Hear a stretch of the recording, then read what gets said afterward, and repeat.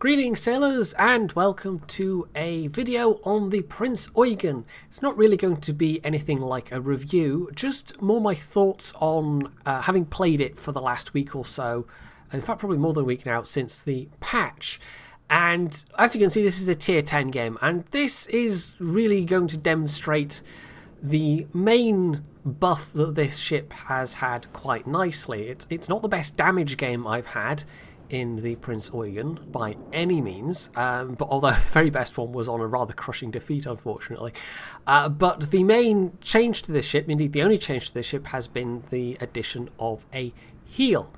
Now, the Hipper, its regular tech tree counterpart, got a very nice pair of buffs. It got a buff from 13 to 11.5 seconds with its reload. And the reload was the thing it needed, really. That was the main thing that was holding back the Hipper.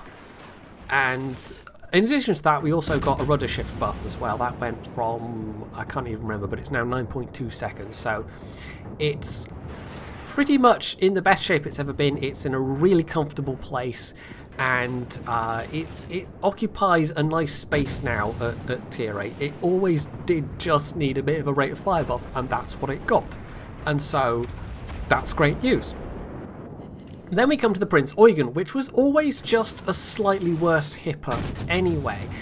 It is now objectively, because the Hipper got those buffs, worse even still, except it now has the heal. So, just to give an illustration of what I mean by very slightly worse, we'll actually run down some of the numbers. There's one way in which it's better, but it's pretty marginal. So, the range is 170 meters worse. It's still pretty decent for a tier 8 cruiser, but, you know, it's worse. It's not a huge margin, but it's worse. The rate of fire is the old rate of fire, so it's that 13-second reload, which isn't that good. You know, this was pretty much the main thing that was holding back the Hipper, and it really does impact your damage dealing ability, especially in games like this where you are going to need to throw around a bit more HE because it's German HE. So the faster rate of fire there does make a big difference. And I was looking at the WoW's fitting tool and trying to do my own calculations, and that's always a bit iffy, but I figured out that, well, based on the WoW's fitting tool, it is, with its AP, 28,000 DPM worse off than the Hipper now. That's the difference between the 13-second and the 11.5-second reload. So it's fairly substantial. It's around about 13%.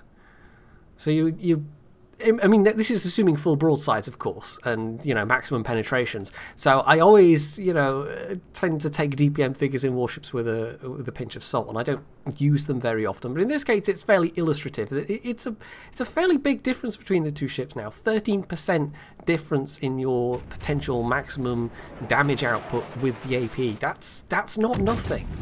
That's quite substantial. Hit points, well, this is the one place where it's better. It gets 1.2k more hit points. It's always had a little bit more health. And I think it's a slightly heavier ship. And this leads me on to saying the next thing, and I think this is why it's this next figure is so. Apparently, the horsepower per ton ratio is slightly worse for this ship, but I don't think that has any practical effect in game, really. It might accelerate very slightly slower or something like that. But anyway, it's just a thing I noted, that apparently it's slightly worse for the Eugen, but that's an area where it doesn't really matter that much. The rudder shift is now, because of the buffs to the Hipper, worse by 1.7 seconds. I think it always was very slightly worse than the Hipper anyway, but it was a much smaller margin before. The turn radius, again, this was always worse, 30 meters. It's got 770 versus, 740. So it's a little bit more sluggish in the water. And along with the firing range, not the firing range, the rate of fire rather, this next set of stats for me is the ones that really don't make any sense as to why they are this much worse than the Hipper. But here we go. Your surface spotting is 700 meters worse. Somehow. I mean, the bow is a bit different on this ship, but apparently that makes you, you know, the better part of a kilometre more detectable. The air spotting, 400 meters, that's a little bit less important. And then the smoke debuff, your detection when firing from smoke is 640 meters worse. So it's almost, as worse as the surface detection. So this was always just a worse hipper. And it is now even more so, except it has a heal. How does this heal make a difference? Well, you're really going to see it in this game. I'm going to say right now, I still don't think this is a particularly good... oh, yeah, this was excellent. I backed into a torpedo. Well done, me. I still don't think this was this is a particularly excellent ship. What the heal does is give it more survivability. It gives it more staying power in a fight. And this is going to be especially evident in this kind of game where it's tier 10 matchmaking. And it's not the worst tier 10 matchmaking I have seen in a tier 8 cruiser, but it's not great. And so, theoretically, you can stay alive longer and therefore you can do more damage over the course of a game. But you're still struggling with all the other ways in which this is inferior to the hipper. And so I personally still don't really think this is worth the money, having bought it post-patch to see what it's like now with the heal, if it really made that big of a difference. Because a heal on a tier 8 cruiser is a comparatively rare thing. There's this is the Edinburgh, and of course there's the Otago. And I did a review of the Otago 2 months ago at some point, something like that. So, you come down to this or the Otago, the Otago still easily wins. Hands down, absolutely you would buy an Otago rather than this. There's really no question about it. So, what's left apart from the heal? Well, of course, it still has that camo, and I kind of criticised it when it came out for the fact that it has this additional full-price tier 8 camo that gives you a bonus 10% to your credit making. And at the time, that kind of made it unique. It was a way to get more credits out of a premium that you'd already bought. But now we have free XP ships in the game. And even if you didn't get yourself a Missouri, there is still the Musashi and the Nelson. You'd honestly get much better value out of spending the 3k doubloons on free XP towards converting XP for either of those ships. Or hell, even just the full price of this ship. I'd rather play the Nelson than this, to be quite honest. Because what holds it back, even if you have completely splashed out and bought this camo, what really holds it back is it still is lacking that potential to seriously do damage, which is a big factor in your credit earning potential. It's not the only thing that affects earning credits, of course, but it's one of them fairly major factors. And so if you're going to be spending the amount of money that you would spend to buy this ship, which I think is around £32, I bought it with, it was like a 10% discount or something like that, so it was £29 and change. It's around £32, which is about, I think, what the Otago costs as well. And then the 3k doubloons on top of that, you're talking another £10.50. It suddenly becomes, if you buy both of these things together at full price, it becomes the most expensive tier 8 premium in the game. And yet you would be much better off spending that money on a tier 8 battleship for like £4 or £5 less, essentially. And I don't have the camo. I'm not giving Wargaming the money for it, but as it stands, that bonus camo, the heal is good. The heal adds something to the Eugen. The heal definitely improves the experience of playing the Eugen, but it doesn't make it any more effective a damage dealer. It just means you can stay in the fight for longer. From moment to moment in a game, it doesn't make the ship itself more effective. So, yeah, I would, not recommend this ship unless you're a serious collector, and I would absolutely not recommend the camo for its current price. I think either they would need to significantly reduce the camo, and I'm talking to less than 1,000 doubloons, like less than a third of its current price, or else they would need to really buff what the camo gives you. And by really buff, I mean they would, in my eyes, they would need to make this camo earn almost as many credits as a Missouri, because at that point this then becomes a ship where maybe the rest of the rest of the stuff that's disappointing about it, or lackluster or mediocre, doesn't matter that much if you're earning as many credits as a Missouri, and it's a way to buy yourself a really high earning premium ship if you missed out on getting the Missouri. At that point, 3,000 doubloons suddenly looks like a decent proposition, but 3,000 doubloons for 10% more credits, which is, in most games that's going to be a couple of tens of thousands of credits at most, extra on top of whatever else you've made. Absolutely not worth 3,000 doubloons. And they were kind of relying on that of being the selling point of this ship when it came out, because it was basically a slightly worse Hipper, except it had this camo, except the camo was really expensive. And so the Prinz Eugen's been a really rare sight overall, and the Prinz Eugen with the additional camo has been an even rarer sight. Now, I have had one more thought as regards the Eugen. You could, of course, just even give it the same rate of fire as the Hipper. Never mind the rest of the stuff. Okay, it's got worse surface detectability, it handles in the water worse, and it has a slightly worse range. But if it had the same rate of fire and the heal, I think that would be fine. That would work. There's not really, in my eyes, a reason not to give this the same rate of fire as the Hipper. It would still be, in most other regards, slightly worse. Because the only thing it does better than the Hipper, stats-wise, is have 1.2k more health. And that's it. And that's always been the case. It's always just had slightly more hit points. Which, it's kind of a tough proposition as to why you should buy this thing, even now.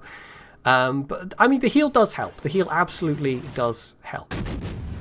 But I'm still not convinced this is a great purchase. Anyway, the additional thought I had, though, was that maybe, and this is way before, this is going way back to I don't even know when, well before I bought this thing.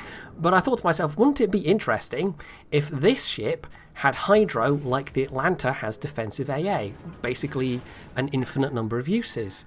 For a German cruiser with German hydro, suddenly, that would become a really interesting proposition. At that point, maybe I would consider not even wanting the extra rate of fire if I had an infinite use hydro available.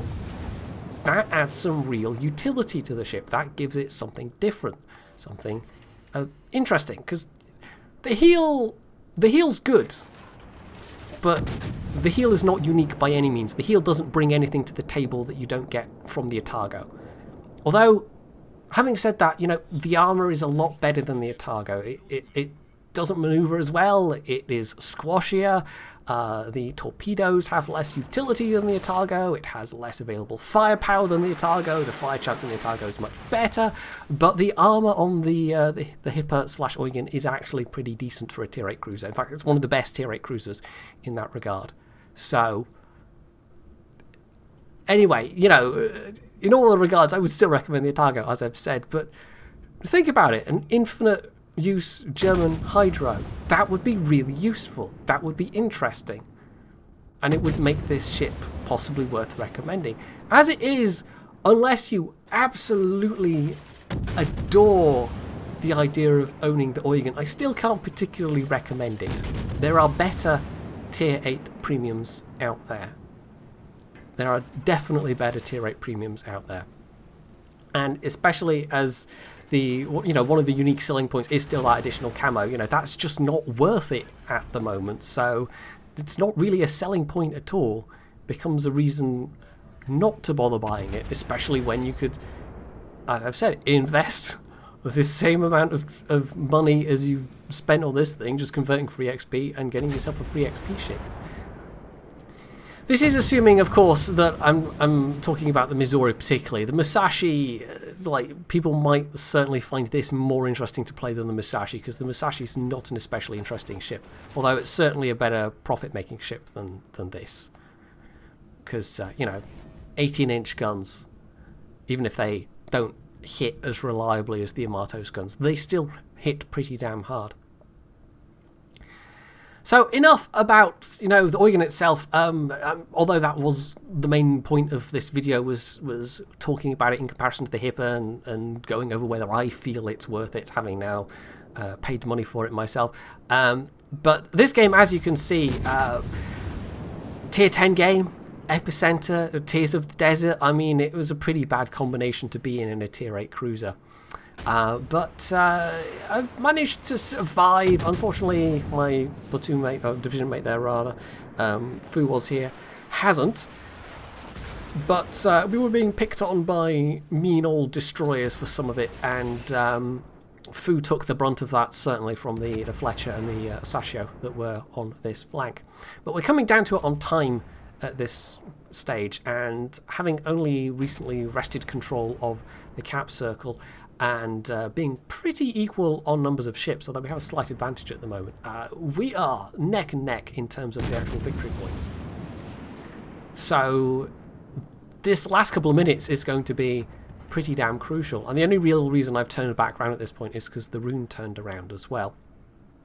Although at this stage I wasn't paying attention to the fact that the rune is once again turning away. I was a bit too focused on, oh, let's shoot this Missouri and let's have a go with the AP against this Missouri. This is the stage where that extra rate of fire that the Hipper has would come in so useful. But would I be alive even at this stage in a Hipper?